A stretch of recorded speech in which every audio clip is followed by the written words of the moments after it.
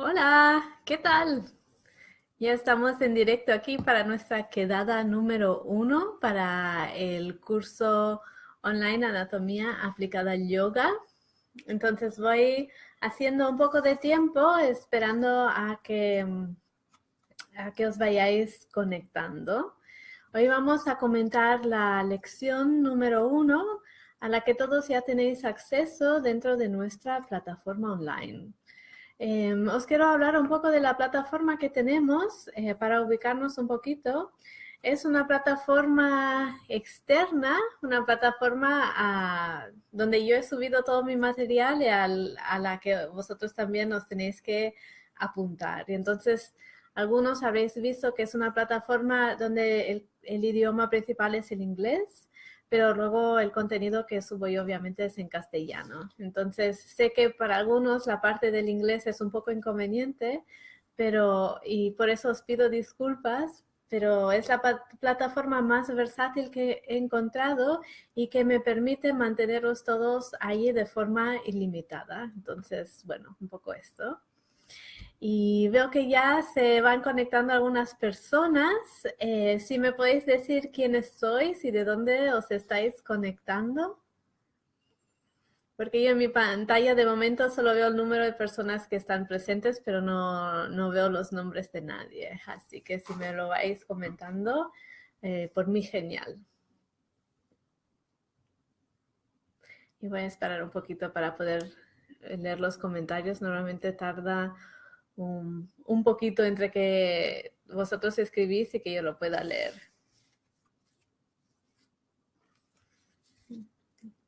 A ver, ¿quién hay? Cristina desde Madrid. Hola Cristina, bienvenida. Y también tenemos a Marina desde Argentina. Hola Marina. ¿Qué horas son en Argentina ahora? Yo creo que son 6 horas de diferencia, pero no estoy segura. Ay, mira, y también está Diego desde Barcelona. Bienvenido, Diego. Ole, qué bien. Me alegro que podáis estar aquí. A ver, también Ana desde Granada. Qué guay. Me encanta esto, que seamos todos de sitios diferentes y que podamos coincidir en el mismo lugar y conocernos y interactuar. Mira, en Argentina ahora son las 9 de la mañana, así que eh, Marina estará ahí, supongo, estarás ahí tomando tu cafecito. Nuria desde Barcelona. Hola, Nuria. Qué bien, muy bien. Entonces intentaré acordarme vuestros nombres. Algunos de vosotros, vuestro nombre es diferente, como por ejemplo Marina, tú eres Sattva. Acabaré llamándote Sattva, creo que me voy a olvidar. Y Cristina, bueno, lo tengo más fácil porque tienes Cris en tu nombre. Pero bueno, perdonadme si me olvido vuestros nombres y os llamo por vuestro nombre de Facebook. Ya sé qué va a pasar porque yo con los nombres soy un poco desastre. Entonces, bueno, ya estamos. Vamos a empezar nuestra primera quedada. El propósito de esa quedada es un poco de revisar los conceptos principales de cada lección y también de contestar a todas las preguntas y las dudas que tengáis respecto al yoga y la anatomía, ¿vale? Entonces pueden ser, sí, preguntas de lo más variado y tenéis esta oportunidad un poco de que podamos hablar en directo y que os pueda contestar a todos aquí. Entonces, cada uno que me haga una pregunta seguramente son preguntas que a todo el mundo le puede servir, así que no os cortéis. Mira, está Anita también, estás en Elche, wow. Tengo una amiga en Elche, otra virtual, con la que colaboro a través de internet. Te tengo que presentar, ¿vale? Es la Susi del Instituto del Yoga. Muy bien, entonces una vez que tenéis acceso a la plataforma online, seguro los que habéis entrado, porque algunos sé que os habéis apuntado al curso esta mañana a última hora, entonces los que habéis podido revisar la plataforma, veis que tenéis acceso a todas las lecciones desde ya y que podéis ir estudiando a vuestro ritmo. La idea de esas quedadas es de vernos una vez a la semana para repasar cada lección y hablar del contenido. Ay, mira, otra persona de Elche, Lucía, qué bien, hay un montón de gente en Elche al final. Vale, entonces, Hoy la lección número 1 de la que vamos a hablar es sobre los tejidos blandos, ¿vale? Entonces, bueno, todo el contenido ya lo tenéis. Espero que tengáis tiempo para estudiar bien la lección y hacer los deberes adjuntos. Y yo ahora os voy a subrayar un poco las partes que para mí son más importantes sobre el tejido blando en relación con el yoga, ¿ok? Entonces, la palabra tejido blando es un término anatómico y es bastante tal cual, digamos, bastante directa. El tejido blando se refiere a todos los tejidos en nuestro cuerpo que son blandos, todo lo que es blandito, y esto significa todo menos que los huesos, ¿vale? Entonces, otra cosa a mencionar es que vamos a usar una terminología que quizás no todos conozcáis, que es la terminología de la anatomía, y sé que esas palabras intimidan a muchos, y yo os recomiendo haceros una libreta con vuestro vocabulario anatómico, que son palabras que poco a poco vais a ir integrando a medida que las usemos más, ¿vale? Entonces, al principio es un poco aparatoso, pero una vez que entendemos el significado de cada palabra, pues es como una nueva lengua que vamos a poder saber manejar. Entonces, la palabra tejidos blandos forma parte de ese nuevo lenguaje que es el lenguaje de la anatomía. Y como se estaba contando, se refiere a todos los tejidos del cuerpo que son blandos. Sobre todo se refiere, bueno, sobre todo a menudo pensamos en los tejidos blandos cuando hablamos de músculos, que quizás sea la parte del cuerpo que más concienciamos con la práctica del yoga. Pero también los tejidos blandos se refieren a todo lo que es el tejido conectivo, ¿vale? Entonces, el tejido conectivo, cuando hablamos de yoga y terapias corporales y sobre todo de movimiento, es súper importante. Y siempre empiezo todos mis cursos de anatomía hablando del tejido conectivo, porque si podemos entender cómo funciona ese tejido, podemos entender mejor también todos los procesos de lesiones que suelen ocurrir en yoga. Están vinculados, ¿vale? Entonces, el tejido conectivo pues es un tejido, como dice el nombre, que conecta todas las diferentes partes del cuerpo y sobre todo tiene la función, bueno, tiene muchas funciones. Espero que no sea muy ruidoso, pasa un avión ahora muy cerca y si no me decís si voy a cerrar la ventana. Vale, entonces el tejido conectivo conecta varias estructuras, también las envuelve, las protege y nos da estabilidad en nuestro cuerpo. A nivel de composición, el tejido conectivo está compuesto por fibras de colágeno, fibras elásticas y una sustancia fundamental que se llama, bueno, sustancia fundamental, que a veces la llaman sustancia básica también, eso es, ¿vale? Entonces, estos son los tres principales componentes del tejido conectivo. Hay otros componentes, pero a nivel de estructura yo quiero que entendamos estos porque nos ayudan a entender cómo funciona el cuerpo. Entonces, las fibras elásticas dentro del tejido conectivo son fibras que dan elasticidad a los tejidos, ¿vale? Son los que nos permiten estirar nuestro cuerpo cuando entramos en un estiramiento. Y las fibras de colágeno que forman parte del tejido conectivo son los que dan resistencia a nuestros tejidos. Son los que nos protegen de desgarres musculares, por ejemplo. Son los que oponen resistencia a las fuerzas que ponemos sobre nuestro cuerpo. ¿Vale? Entonces después tenemos la sustancia fundamental, que es una sustancia como viscosa, un líquido viscoso, que tiene una consistencia parecida a la de clara de huevo. Entonces es como es un poco espesa y también muy resbaladiza, y ahí dentro están suspendidas nuestras fibras de colágeno y nuestras fibras elásticas, ¿vale? Esto es un poco la composición más sencilla del tejido conectivo. Lo que ocurre es que esta composición cambia a medida, o sea, según el tipo de tejido conectivo, ¿vale? Entonces, os voy a dar ejemplos de estructuras de tejido conectivo. Tenemos, por ejemplo, los cartílagos que están dentro de nuestras articulaciones. Esos son estructuras de tejido conectivo. Las cápsulas articulares que están alrededor de las articulaciones también son tejido conectivo. ¿Qué más? Los músculos están envueltos por un tejido conectivo que se llama fascia, de la que vamos a hablar. Los tendones que conectan los músculos a los huesos también son estructuras de tejido conectivo. Y los ligamentos también que unen un hueso con otro hueso son todos, es también tejido conectivo. ¿Vale? Entonces, hay muchos diferentes tipos de tejido conectivo. Lo que queda como constante en todos es que la composición está hecha por estos tres elementos que le dan fuerza y también le dan elasticidad. Pero lo que va a cambiar son las proporciones de estos ingredientes o elementos, ¿vale? Y un ejemplo son, por ejemplo, los tendones y los ligamentos. Son muy parecidos estructuralmente, pero a nivel de función juegan papeles distintos. Entonces, a nivel de estructura son parecidos los tendones y los ligamentos porque están construidos de la misma forma. Hola, Nagore. Vale, entonces, en los tendones y en los ligamentos, las fibras de colágeno están dispuestas de forma regular, como una especie de ladrillos alargados, para imaginárnoslos, y están dispuestos así, están intercalados y ordenados de forma regular, formando una especie como de cuerda. Entonces, esta distribución de de las fibras permite que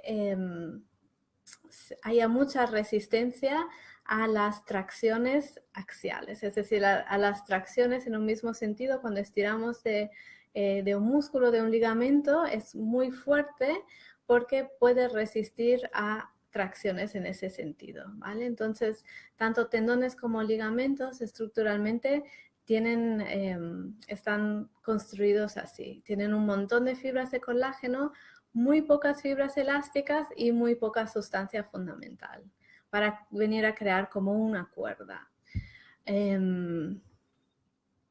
¿Vale? Entonces, la diferencia funcional entre ligamentos y tendones es que los ligamentos unen un hueso con otro hueso y estabilizan la articulación, mientras que un tendón es la parte final de un músculo y engancha el músculo al hueso, produciendo movimiento. Hace como una especie de palanca y crea movimiento en las articulaciones. ¿Vale? Entonces a nivel estructural son iguales o muy parecidos, a nivel de función son diferentes, desempeñan papeles diferentes.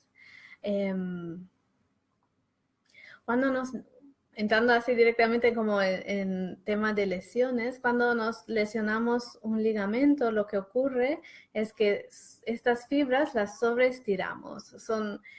La estiramos más allá de su capacidad de volver a su tamaño original, y entonces es como un elástico que está dado de sí. Y lo que ocurre es que nuestra articulación se queda inmediatamente inestable. Y con el tiempo, cuando se cure la lesión, podemos recuperar o toda o una parte de nuestra estabilidad articular, dependiendo de la gravedad de la lesión ligamentosa. Entonces, ahí es cuando tenemos que utilizar nuestros músculos para intentar suplir la falta de soporte que nos viene de los ligamentos, ¿no? Es por eso que, por ejemplo, en casos de lesión de rodilla, siempre se recomienda fortalecer los cuádriceps, los músculos que actúan sobre la rodilla, para dar más estabilidad a la rodilla e intentar compensar la estabilidad perdida a través de una lesión ligamentosa. ¿Vale? Entonces, muchas de las lesiones que podemos hacer moviendo el cuerpo ocurren en algún tipo de tejido conectivo. Por ejemplo, los esguinces son lesiones de ligamentos, es cuando sobreestiramos un ligamento. Es una lesión que ocurre dentro del tejido conectivo. Cuando sobreestiramos un músculo, el famoso tirón de isquiotibiales, que... ay, mira, Pilar se acaba de conectar. Hola, Pilar. Entonces, cuando sobreestiramos un músculo, nuestros tendones, que son estructuras de tejido conectivo, quedan dañados también. Sobreestiramos los tendones, se crean pequeñas lesiones dentro de las fibras y eso luego se tiene que reparar. ¿Qué más lesiones a nivel de tejido conectivo? Las articulaciones están sujetadas y unidas, digamos, los huesos de las articulaciones están unidos por tejido conectivo, entonces esas estructuras se pueden dañar como son los cartílagos, por ejemplo, que se desgastan con la actividad, con la edad, etc. Entonces, esas son estructuras también de tejido conectivo que se pueden lesionar o que tenemos que cuidar para que no se lesionen, sobre todo en yoga. ¿Qué más? Otra que quizás a algunos os suene son las bursas, se llaman. Y los que hayan escuchado la palabra bursitis, bueno, viene de ahí. La bursitis es una inflamación, la inflamación de una bursa, que es una pequeña bolsa de tejido conectivo sinovial que está situado cerca de las articulaciones. Cuando se inflama, crea mucho líquido sinovial y hace que una articulación se hinche de líquido, ¿vale? Entonces, los que han sufrido bursitis, pues es esto. Otra estructura de tejido conectivo que se puede lesionar, ¿vale? Entonces, una razón, mira, veo que ya os conocéis algunas, me encanta. Entonces, la razón por la que nos interesa tanto el tejido conectivo en yoga es porque cuando nos hacemos daño suele ser en una de esas estructuras y también porque el tejido conectivo está súper vinculado al movimiento. El hecho de que el tejido conectivo en todas sus formas sea resbaladizo es lo que permite el movimiento de las articulaciones y de los músculos. Un tipo de tejido conectivo súper importante que ahora va de moda por fin es la fascia, ¿vale? Entonces la fascia es un tipo de tejido conectivo que cumple la función o el papel de envolver estructuras, ¿vale? Entonces la fascia envuelve cada músculo, todos los músculos tienen un envoltorio como sus propios sobre de fascia, también los huesos tienen un recubrimiento de fascia, y también cada órgano está envuelto por su sobrecito, su paquetito de fascia. Entonces, el hecho de que la fascia, como todos los tejidos conectivos, sea resbaladiza, permite que nuestros músculos puedan contraerse y estirarse muy próximos el uno al otro sin fricción. Es otro tipo de articulación. Es una articulación ósea, pero son articulaciones como musculares, en las que los músculos se pueden mover uno cerca del otro sin crear ninguna fricción, lo cual hace que nuestro movimiento corpóreo sea eficiente, que no gastemos mucha energía. ¿Vale? Entonces, esta es una de las razones por las cuales la fascia es súper importante en movimiento. Y también está relacionado con la falta de movilidad, es decir, hay circunstancias en las que los envoltorios faciales de los músculos se pueden quedar adheridos unos a otros y esto crea lo que se llaman adherencias, ¿vale? Entonces, estas adherencias no crean grandes problemas, sobre todo en el corto plazo, pero sí que restringen un poquito la movilidad. Y entonces, esa restricción de movilidad que probablemente uno ni se dé cuenta que tiene, simplemente hace que a la hora de moverse tengas que generar o utilizar más energía. Entonces es algo que cansa el cuerpo, desgastas más energía de la necesaria. Y es la razón por la cual, por ejemplo, diferentes tipos de masajes y técnicas corporales van bien para liberar adhesiones faciales, ayudan a liberar esas pequeñas adherencias, ayudan a que el movimiento recupere más rango de movilidad y eso hace sí que el movimiento sea más eficiente, ¿vale? Y de hecho creo que es una de las razones por las cuales después de un masaje nos solemos sentir muy cansados, porque quizás tenemos tendencia a desgastar más energía de lo normal por diferentes adherencias que vamos arrastrando y cuando por fin estas se liberan, nuestro cuerpo por fin puede dejar de trabajar tanto. Es una teoría, la tengo que comprobar. Ok, entonces la fascia no solo envuelve nuestros músculos, también envuelve los órganos, también envuelve los huesos. Os voy a decir más nombres técnicos, si queréis los apuntáis, porque a largo plazo os van a sonar, los vais a encontrar en más sitios.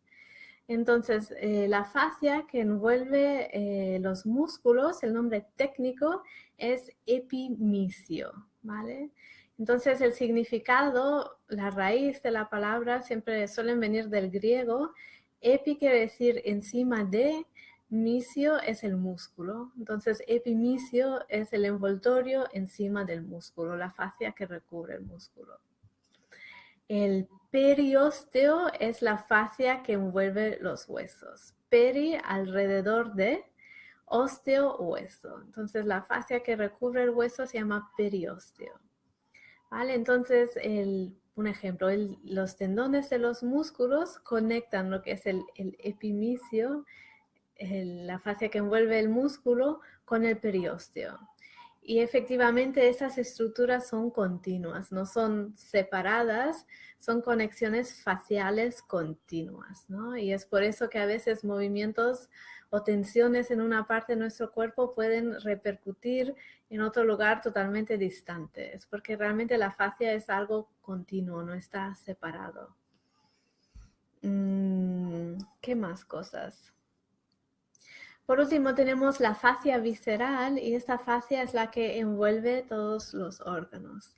Cada órgano, tanto los pulmones como el corazón, como los riñones, el hígado, el estómago, los intestinos, todos están envueltos por membranas muy finas de fascias. Y estas membranas de fascias les permite también movimiento dentro de nuestro cuerpo. Los pulmones, por ejemplo, pueden resbalar un poquito respecto a la caja torácica y esto nos permite expandir los pulmones cuando inhalamos y después permite también que durante la inhalación las costillas se muevan independientemente de nuestros pulmones, ¿vale? Las costillas se mueven y los pulmones dentro de la caja torácica se pueden expandir y tienen un poco de movilidad respecto a los huesos. A ver, tengo una pregunta de Diego, a ver qué nos cuenta. Diego dice, hay cicatrices en las lesiones en fascias, ¿verdad? ¿Nos puedes contar algo sobre esto? Ok, sí. Hasta podríamos decir que cicatrices y adherencias es lo mismo. Son sinónimos, al menos en el mundo de las terapias complementarias las usamos como sinónimo. Lo que una cicatriz normalmente es algo muy evidente a nivel de piel superficial cuando nos cortamos y esta piel se repara. Lo que ocurre aquí es que el cuerpo produce un exceso de colágeno para reparar la parte dañada y fortalecerla de forma que esto no vuelva a ocurrir más. De hecho, pone más colágeno de la que había previamente y esto es lo que crea la cicatriz, ¿vale? A nivel profundo, cuando tenemos adhesión, podemos tener tanto adhesiones como cicatrices. Por ejemplo, cuando una persona tiene, como se dice, una cirugía, después de una cirugía, por muy bien hecha que esté, esto va a dejar cicatrices internas, va a dejar, el cuerpo va a formar como un exceso de colágeno en esos sitios, lo cual crea adherencias, que luego se tratan con terapias manuales, ¿vale? Entonces, sí, hay una relación entre cicatrices y adherencias. Son algo parecidos porque son sitios donde se pegan varias capas de tejido conectivo y esto restringe la movilidad, limita la movilidad. No es una limitación enorme, en tu día a día ni te das cuenta, pero a largo plazo puede que te dé síntomas que ni siquiera sabes que estaba relacionado. Y tengo ejemplos más que vienen de osteopatía que no del mundo del movimiento, pero imagínate una cirugía de endometriosis, que son muy comunes, están súper bien hechas y son cortes muy pequeños, es muy poco invasivo hoy en día porque nuestra tecnología es tan buena, pero dejan cicatrices dentro del suelo pélvico que a largo plazo pueden causar incluso estreñimiento, ¿sabes? Algo que parece para nada relacionado. Vale. Entonces, Diego, espero que esto haya contestado a tu pregunta. En cuanto a adherencias y yoga, nosotros también podemos trabajar las adherencias con el yoga. Y de hecho, el solo simple hecho de movernos deshace adherencias. Por nuestra vida cotidiana, lo normal es que nos movamos poco, ¿vale? O sea, somos un animal hecho para movernos, pero vivimos una vida muy cómoda, donde si tengo frío enciendo la calefacción, si tengo calor pongo el aire, no sé, que si el agua fría pues abro el grifo y sale caliente. Y esto, comparado con 100 años atrás, donde había que cortar leña, prender el fuego, lo que ha hecho es que nuestra vida es muy cómoda y nos movamos muy poquito.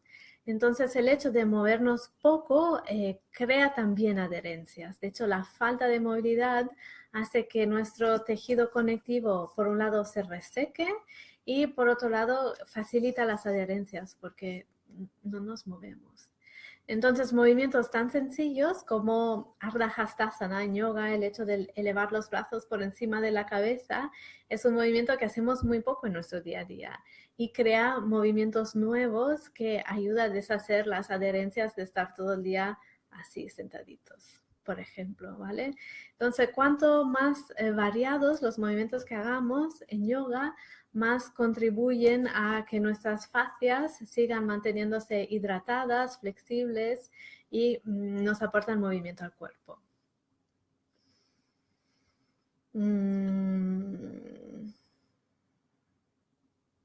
Vale.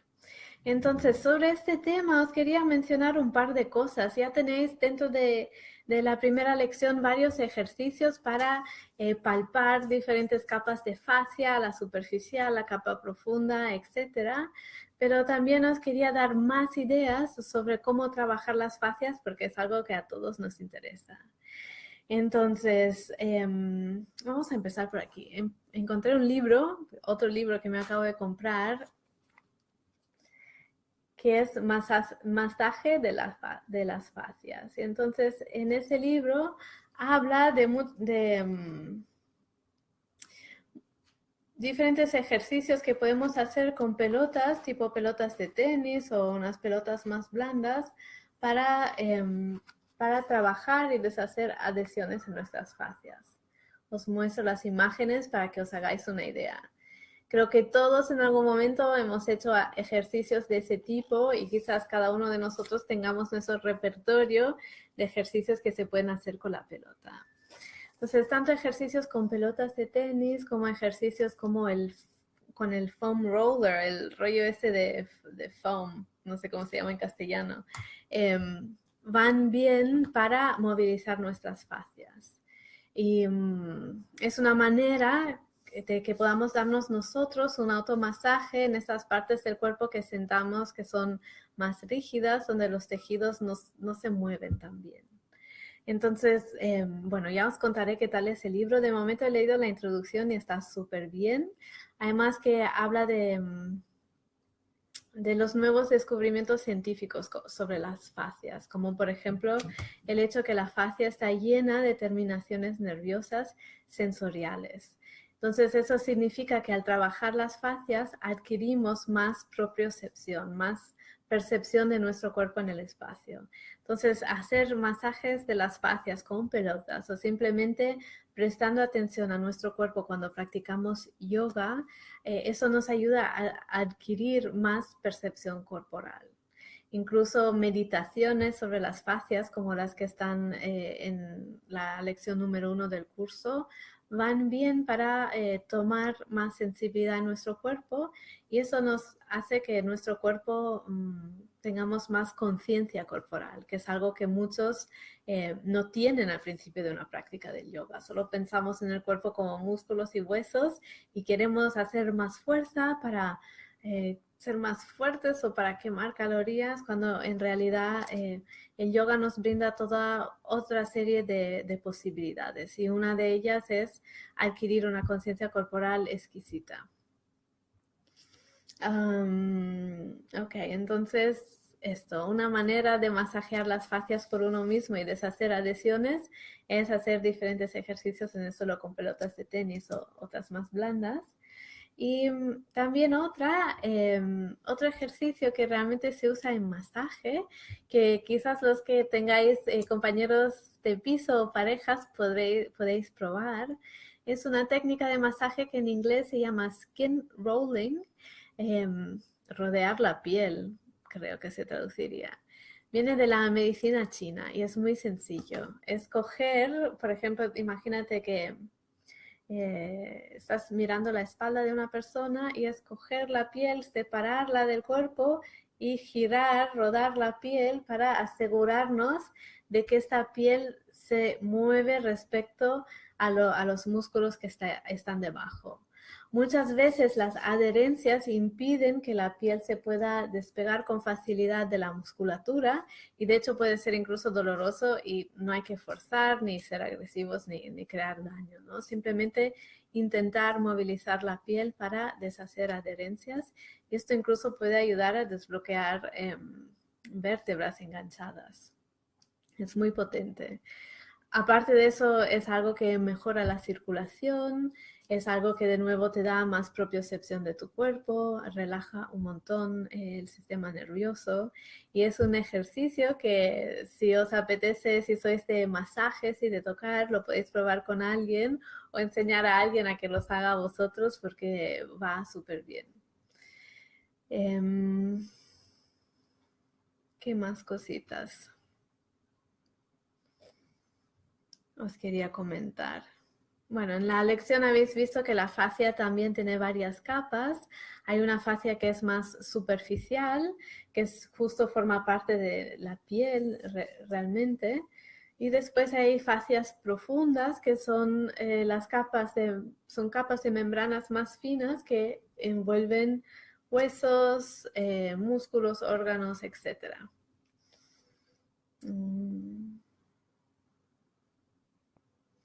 Ok, y otra cosa importante de las fascias es la gran diferencia entre las fascias y los músculos. Los músculos se diferencian porque tienen esa capacidad de contraerse, se contraen y cambia su longitud. De hecho, cuando un músculo se contrae, se acorta y eso produce movimiento en una articulación. Las fascias no pueden generar movimiento al igual que los músculos. Se pueden volver más rígidas, se pueden deshidratar, se pueden adherir, pero no pueden provocar movimiento en las articulaciones como lo hace un músculo. Más bien pueden limitar el movimiento cuando hay muchas adherencias. Y un poco cuando estiramos nuestro cuerpo, lo que estamos haciendo, estamos estirando no solo el músculo, sino todos sus envoltorios de fascias también. Esta parte elástica de la fascia que sostiene y envuelve el músculo también es la parte que estiramos dentro de la práctica del yoga.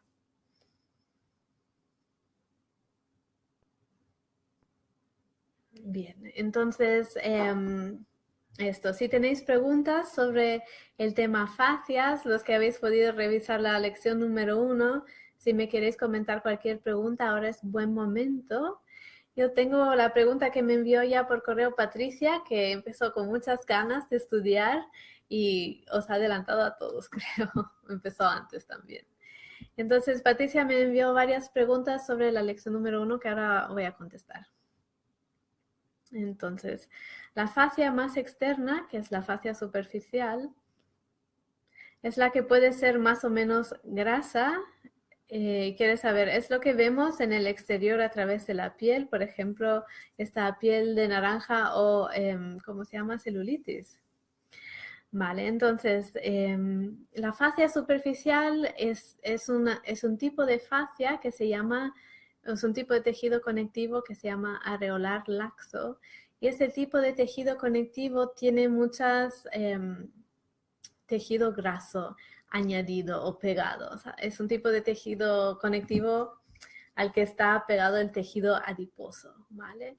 Entonces, esto en nuestra piel, en la fascia superficial, que es la parte más profunda de nuestra piel, nos sirve por muchas cosas. Una de las razones que nos sirve es también para protección, porque al cortarnos tenemos que atravesar más capas que si no tuviéramos una fascia superficial con tejido adiposo añadido.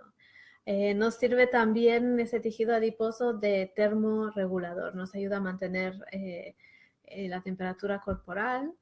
También nos sirve como envoltorio, como embalaje y para absorber impactos y choques físicos contra el cuerpo. Por ejemplo, otro lugar del cuerpo que tiene tejido conectivo areolar laxo, tejido conectivo con tejido adiposo junto, es en los envoltorios en nuestros riñones. Nuestros riñones están envueltos por mucha grasita y esto hace que estén empaquetados como un paquete que vas a enviar por correo y pueda absorber choques en el caso de caída o un impacto fuerte. Los riñones no se mueven gracias a este envoltorio de grasa, ¿vale? Entonces, volviendo a la pregunta de Patricia, ella quiere saber si la fascia, si la piel de naranja o la celulitis es fascia superficial con tejido adiposo.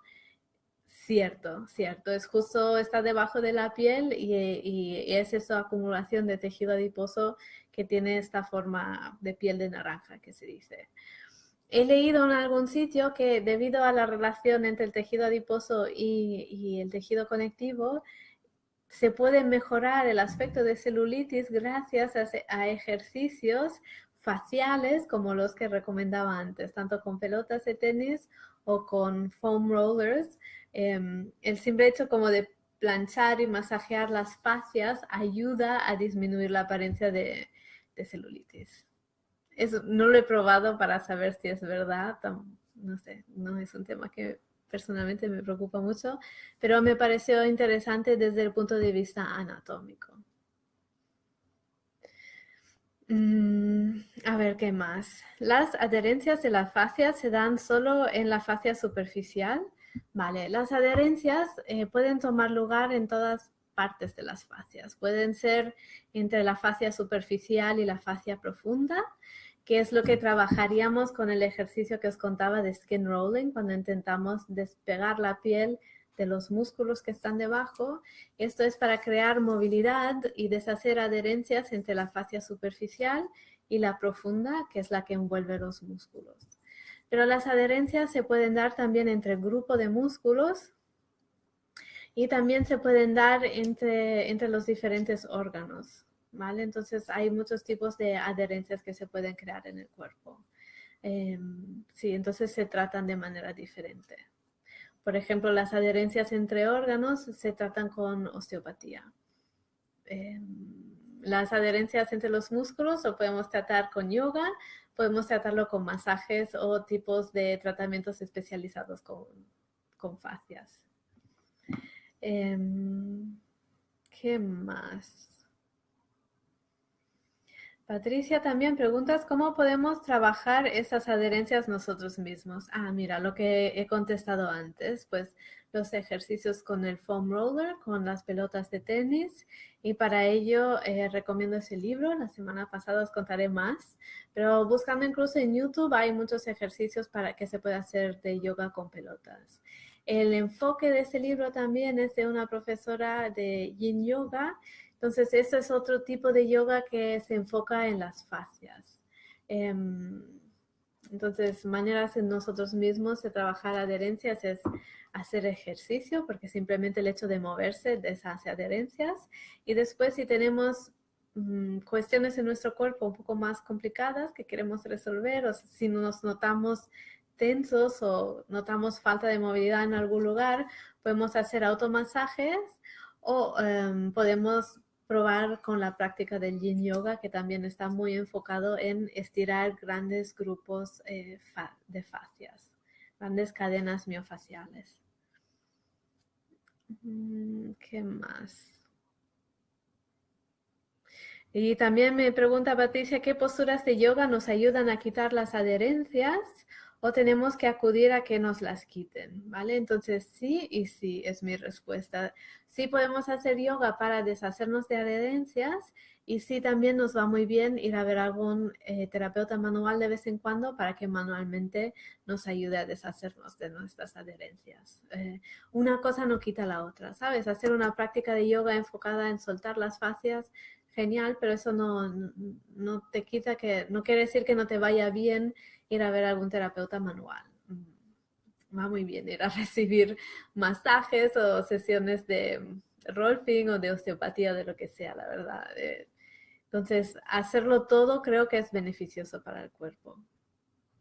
A ver, Nuria dice, El Yin Yoga trabaja sobre tejido conectivo manteniendo posturas en quietud y no en movimiento. ¿Puedes aclararme esto? Sí.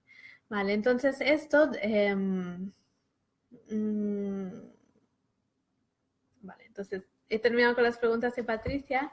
Nuria, sí. Entonces la idea es que el tejido conectivo se suelta, las fascias se sueltan y se relajan despacio, lentamente. Entonces en Yin Yoga se mantienen posturas mucho tiempo para que nuestras fascias se acomoden a esta posición física y que poco a poco se vayan estirando. Es un tipo de estiramiento que se llama estiramiento pasivo y para que sea eficaz el estiramiento pasivo no utilizamos fuerza muscular de ningún tipo, entregamos el cuerpo al 100%, lo entregamos 100% a la gravedad y dejamos que el tiempo actúe sobre las fascias y las vaya relajando. En yoga más dinámico, tipo vinyasa, por ejemplo, hacemos un tipo de estiramiento que se llama estiramiento activo. También actúa sobre las fascias, pero la mecánica es distinta. En el estiramiento activo activamos nuestros músculos para estirar los músculos y las fascias mediante como respuestas del sistema nervioso, es decir, mediante actuar los músculos. Activar los músculos. Normalmente, por ejemplo, en una flexión hacia adelante, una postura que actúa sobre la fascia de la parte posterior de la pierna y de la espalda. Si vamos a hacer una flexión hacia adelante de forma activa, queremos activar los cuádriceps, activar los isquiotibiales, alargar el tronco y entregarnos a la postura al mismo tiempo que activamos los músculos, porque no vamos a mantenernos tanto tiempo en las posturas y esta es la manera de acelerar, digamos, el estiramiento. Yin Yoga es el contrario, es súper pasivo, no activamos nada, por lo tanto necesitamos más tiempo. La sensación física es diferente, pero los dos son considerados tipos de estiramientos eficaces, cada uno a su manera. Espero que eso conteste a tu pregunta. Vale, no sé si tenéis más preguntas que me queréis hacer sobre fascias, tejido conectivo, o de tejido muscular, adherencias, cosas que habéis notado en vuestro propio cuerpo.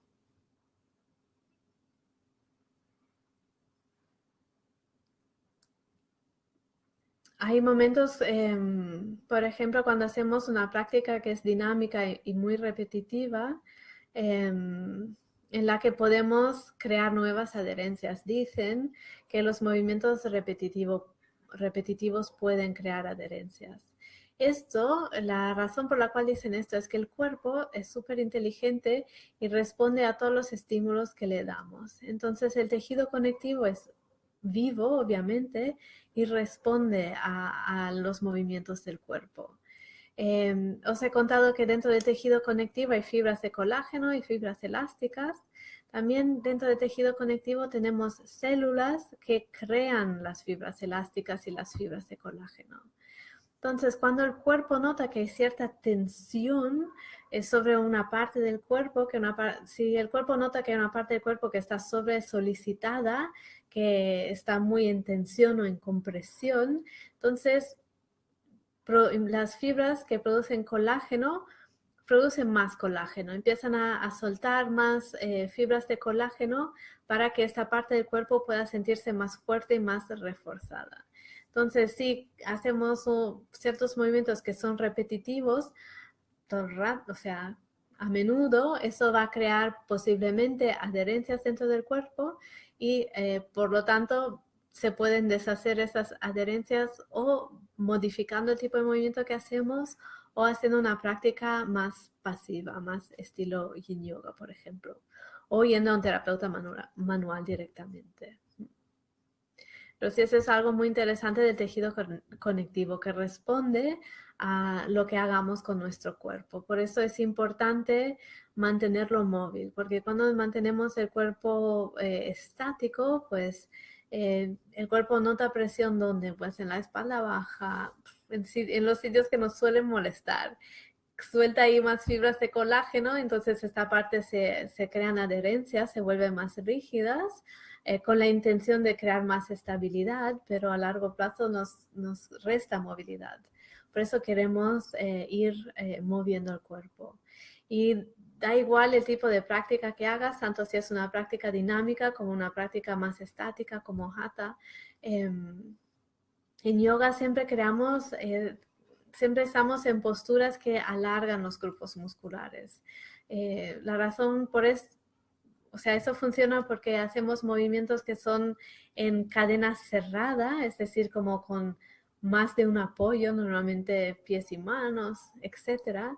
Y eso crea un estiramiento más global sobre todo el cuerpo y trabajamos muchas cadenas musculares de golpe. Y cuando trabajamos cadenas musculares, trabajamos cadenas miofaciales y entonces las vamos estirando y fortaleciendo al mismo tiempo. A ver, Diego, preguntas. ¿A qué se deben las inflamaciones o dolor en la rodilla después de correr o caminar mucho tiempo? Ok. Yo voy a adivinar, no lo sé. Lo mejor sería realmente hablar con un médico especializado, un traumatólogo, ¿sabes? Porque ellos son las personas que realmente pueden hacer un diagnóstico. Yo no soy médico y te voy a decir lo que creo que puede ser, pero realmente no es lo mismo que un diagnóstico real. Entonces, si duelen las rodillas después de correr o caminar mucho tiempo, posiblemente pase algo en la articulación. Puede que haya un principio como de desgaste de alguna estructura dentro de la rodilla que cree ese dolor, ¿sabes? Entonces, las rodillas son una articulación de nuestro cuerpo que aguanta muchísimo peso, porque todo el peso del cuerpo descarga sobre las rodillas. Con el pasar del tiempo, los tejidos blandos dentro de las rodillas, como por ejemplo los cartílagos, los meniscos, se pueden ir desgastando. Es bastante normal que se vayan desgastando con el tiempo.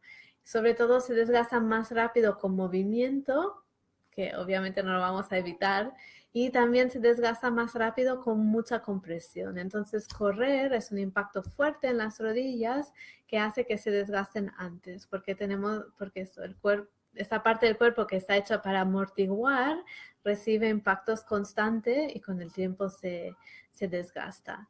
Y lo mismo pasa por caminar, por ir de excursión en la montaña. Con el tiempo es probable o bastante normal que las rodillas suelen molestar y es por eso algún desgaste de los tejidos blandos de la rodilla bajo compresión y movimiento.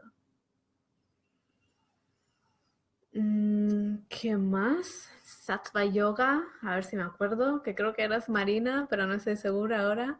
Dice, para que no se produzcan adherencias después de una cirugía de rutina, como por ejemplo vesícula, ¿cuándo debemos volver a la práctica? Vale, entonces esta es otra pregunta para el médico.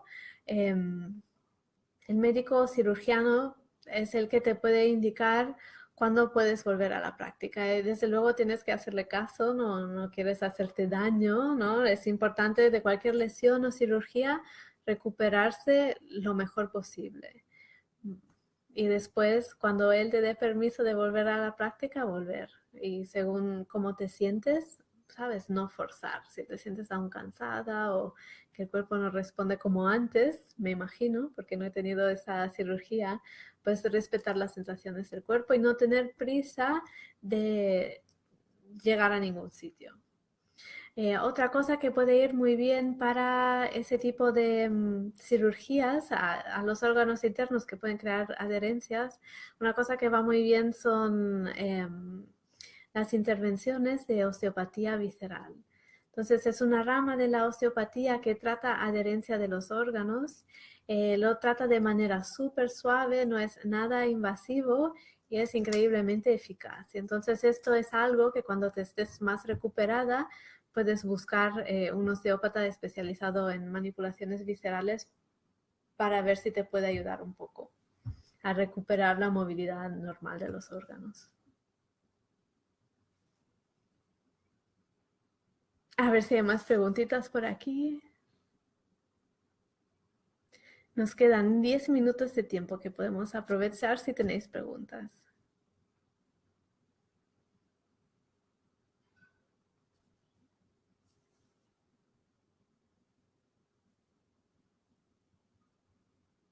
También me podéis comentar si hay material que os interesa o que os puede ser útil. Siempre tengo un montón de recursos. Leo mucho, investigo mucho y me gusta leer e investigar, así que si hay temáticas concretas sobre las que buscáis más recursos de referencia, os las puedo facilitar. Dentro del mismo curso, con cada lección, suelo dar un listado como de artículos de mi blog sobre el tema. Entonces, ahí también podéis encontrar cosas. A ver, Marina, una alumna de Ashtanga se opera y va a volver a la práctica después de 40 días. Le voy a recomendar a los osteópatas, seguramente. Sí, sí, sí, sí. Sí, es buena manera, es muy suave y ayuda a que todo vuelva a su lugar, porque aunque una intervención quirúrgica esté muy bien hecha, hay partes muy sutiles del cuerpo, movimientos sutiles que los médicos no suelen tomar en cuenta y que el osteópata puede volver a movilizar o poner en su sitio sin ninguna intervención brusca, ¿sabes? Sin causar ningún trauma o molestia más al cuerpo, al contrario, para ayudar a una recuperación más rápida y suave. Y sí, siempre que tenemos una lesión o que nos estamos recuperando de una lesión o cirugía, tenemos que tener en cuenta que el cuerpo postoperatorio es diferente que el cuerpo preoperatorio. No tenemos que tener prisa de recuperar el cuerpo de antes, porque a veces las prisas pueden, de hecho, alargar los tiempos de recuperación porque nos podemos sobreesforzar o hacer daño, y entonces no vale la pena. Y siempre lo mejor es escucharse a uno mismo, ¿sabes? Si tu cuerpo dice, yay, tengo mucha energía y tengo ganas de moverme, respetarlo y regalárselo. Pero si el cuerpo dice, estoy cansada, no sé bien lo que me pasa, eso se siente un poco diferente, pues también respetar esto. El cuerpo al final es inteligente y parte de la práctica del yoga es afinar la escucha, la conciencia y darnos el espacio para ser diferentes, ¿no? O para cambiar o para adaptarnos. De nada, Marina.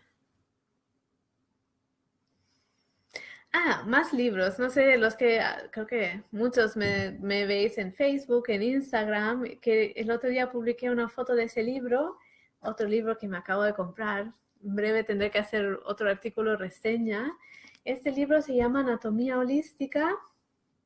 Lo acaban de traducir al castellano. Ahora en castellano, al menos en España, salió este año. En inglés lleva publicado desde el 2010, o sea que lleva un rato publicado, pero en inglés. En fin, que es un libro muy chulo. No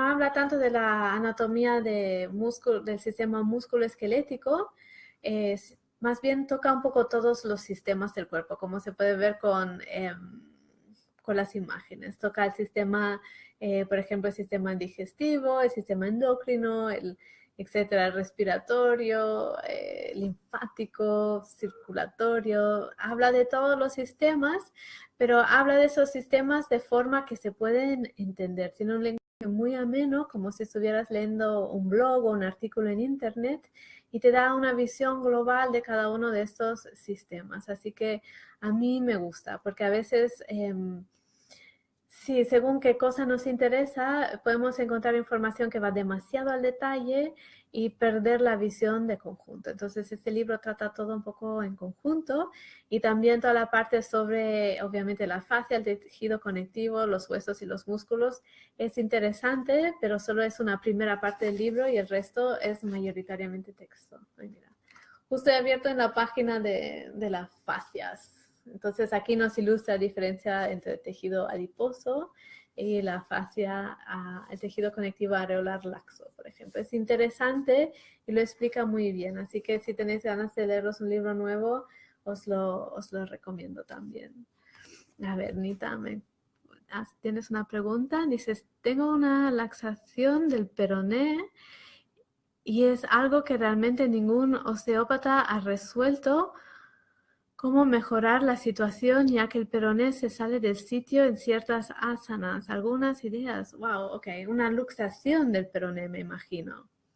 Entonces, esta luxación está en la parte superior del hueso, en la parte inferior. Es decir, cuando se sale de sitio cerca del tobillo o cerca de la rodilla. Eso sería interesante. En cuanto a recomendaciones, el problema aquí es que cuando el tejido conectivo está dado de sí, es muy difícil que vuelva a ser contráctil. Es como es como una goma elástica. Dice, sí, estás en el iPad, o sea, que se sale de su sitio cerca de la rodilla, ¿vale? Entonces, el tejido conectivo cuando se da de sí, es difícil que vuelva a cobrar del todo el tono que tenía antes o la resistencia que tenía antes. Entonces, a mí se me ocurre lo que hacen los practicantes de Iyengar, que se atan cintas alrededor de diferentes partes del cuerpo. Es muy curioso cuando vas a clase de Iyengar, ves a cada persona con una cinta en cada sitio. Pero te podrías, igual ya lo has probado, de atarte una cinta justo por debajo de la rodilla, de manera que mantenga físicamente el peroné en su lugar y ver si esto en la práctica te ayuda a sentirte más estable. Es difícil porque no se me ocurre ningún músculo que realmente mueva el peroné. La rodilla tiene un montón de músculos que se insertan debajo de ella y que puedes trabajar para conseguir más estabilidad. Pero el peroné, como está al lado de la tibia y no forma exactamente parte de la articulación de la rodilla, lo veo como más difícil a nivel muscular, cómo mantener la estructura unida. Lo voy a buscar, a ver si encuentro algo, pero lo probaré. Me han hablado del bíceps femoral, pero lo trabajo mucho, claro.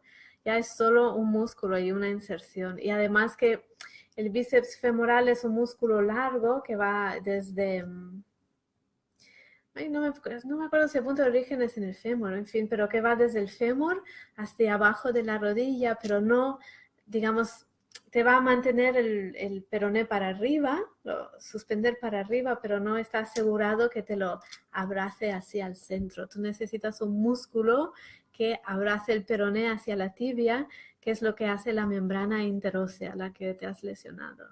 Entonces, eso es lo que necesitas, algo que te ayude a abrazar el peroné a la tibia, y a mí no se me ocurre, pero lo investigaré, que haya un músculo que haga esa función, como de hacer una abducción de peroné respecto a la tibia. Por eso yo probaría con una cinta de yoga porque las cintas de yoga son resistentes y las puedes apretar. Incluso podrías cortarte una medida para utilizar dentro de la práctica, te va a dar una sensación de estabilidad. Y fuera de la práctica no lo sé, lo voy a buscar, a ver si hay algún ejercicio específico que pueda ayudar a mantener la tibia unida con el peroné.